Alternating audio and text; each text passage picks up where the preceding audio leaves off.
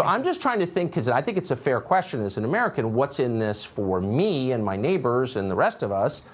And all I'm getting is that we can feel morally satisfied because we hate Putin. Is there something that I'm missing?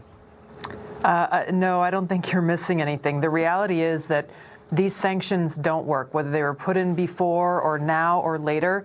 These sanctions don't work. What we do know is that they will increase suffering and hardship for the American people. And this is the whole problem with the Biden administration. They are so focused on how do we punish Putin that they don't care and are not focused on what is actually in the best interests of the American people.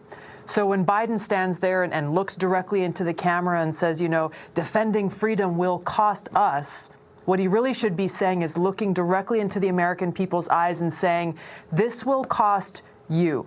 Because these sanctions are not going to cost him or Kamala Harris or the power elite in this country, even the power elite in Russia. It is the people who will suffer, the American people, the Russian people, people here at home working hard every single day, facing those drastically increasing prices at the gas pump, facing increasing costs at the supermarket, impacting our supply chain. The hardships that people are dealing with every day now, with Biden's sanctions plan, we're only going to see that continuing to get worse. And it doesn't end there, Tucker. This is the problem is you think Russia's not going to respond. You think Putin's not going to respond. He will respond. And it's likely he'll retaliate using cyber attacks on our financial systems, our communication systems, on our basic infrastructure. Biden will then be forced to respond. Putin will then be forced to respond. So we end up in this endless tit for tat that leads us where? To this looming threat and likelihood of this thing going nuclear.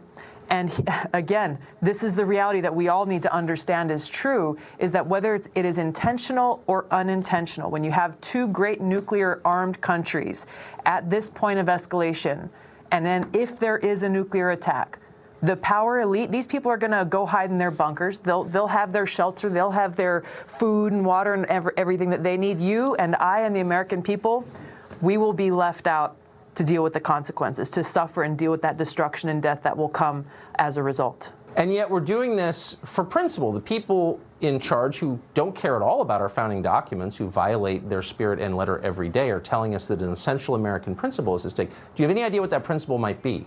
That therein lies the hypocrisy, Tucker, is they're saying we are doing this in the defense of freedom, in the defense of democracy, but these are the very same people who are working to undermine our own freedoms and our own democracy right here at home. I have a hard time seeing how they actually say these things with a straight face to the American people when they clearly don't care about these principles right here at home. They don't care about defending them. They don't care about the well-being of the American people.